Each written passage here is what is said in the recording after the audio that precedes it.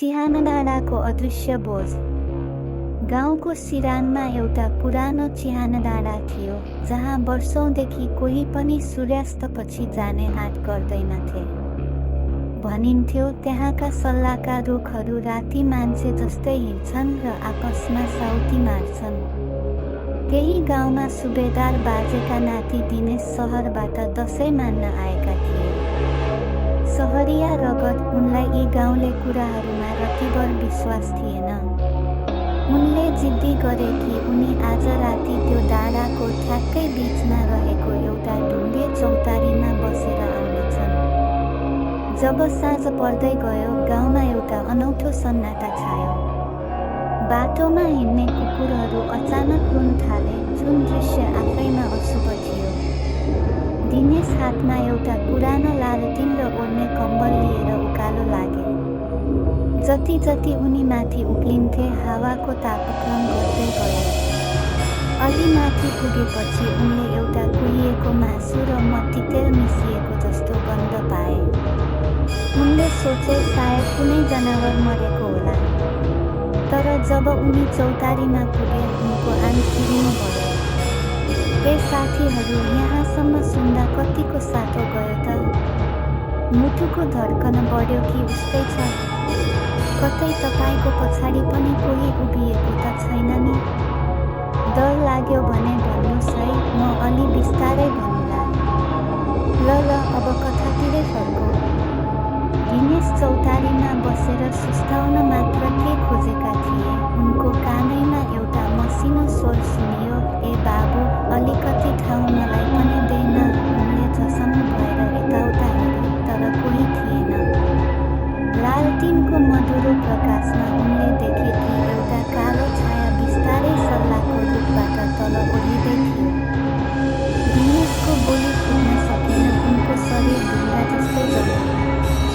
त्यो छाया बिस्तारै उनीतिर नजिकिँदै आयो। जब त्यो प्रकाशको घेरामा आइपुग्यो, दिनेशले जे देखे त्यो कुनै मान्छेले कल्पना गर्न सक्ने कुरा थिएन।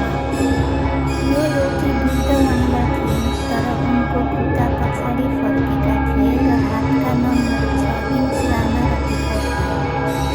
उनले आफ्नो काखमा एउटा सानो बच्चा जस्तो देखिने वस्तु समातेकी थिइन्, तर त्यो बच्चा नभएर एउटा सुकेको मानव खप्पर थियो। उनले त्यो खप्परलाई मुसार्दै दिनेशलाई हेरेर दाँत देखाएर हाँसिन्।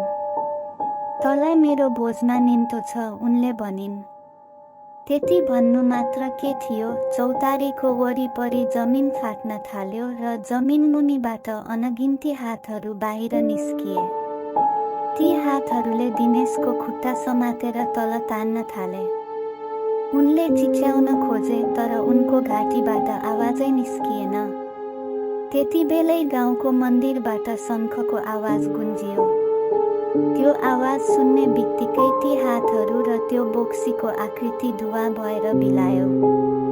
दिनेश कसरी घर आइपुगे उनलाई आफैलाई थाहा छैन।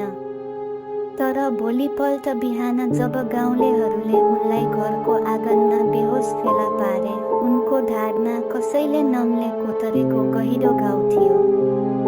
सुबेदार बाजेले पछि भने, त्यो त प्रेतको बोझ थियो बाबु।